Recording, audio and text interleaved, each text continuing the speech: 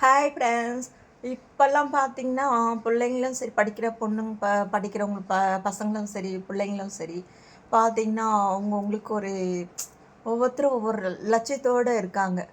முதல்லலாம் அந்த மாதிரி கிடையாது. ஆனால் ஒரு சிலர் இருக்காங்க. ஆனால் இப்போல்லாம் அப்படி இல்லை. ஆனால் லட்சியத்தோடு இருக்கணும். இல்லாதவங்க கண்டிப்பாக இருக்கணும்.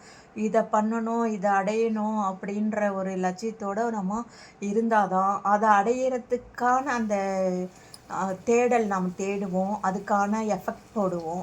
அதுக்கு என்ன செய்யணுமோ உழைக்கணும். திறமையை வளர்த்துக்க முடியும். ஏனோ தானோ போனோம், படித்தோம், வளர்ந்தோம், வேலைக்கு போனோம், சம்பாதிச்சோம் அப்படி இருக்கக்கூடாதுங்க. ஒவ்வொருத்தருக்கும் ஒரு லட்சியத்தோடு இருந்தால் தான் அவங்க வாழ்க்கையில் ஏதோ ஒரு நல்ல நிலையில் இருக்க முடியும். லட்சியமில்லாத வாழ்க்கை பார்த்திங்கன்னா துடுப்பில்லாத படகு மாதிரி தான். அது போகிற பாதையில் நம்ம போகிற மாதிரி ஆகிடும்.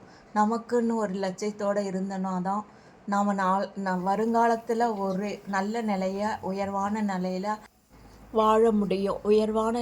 வாழ முடியும். அதாவது நம்ம ஒரு இப்படி ஆகணும் அப்படி ஆகணுன்ற அந்த எண்ணம் வளர்த்துக்கிட்டே இருக்கும்போது அது ஒரு நாளைக்கு நம்மளை அந்த இடத்துல கொண்டு போய் நிற்க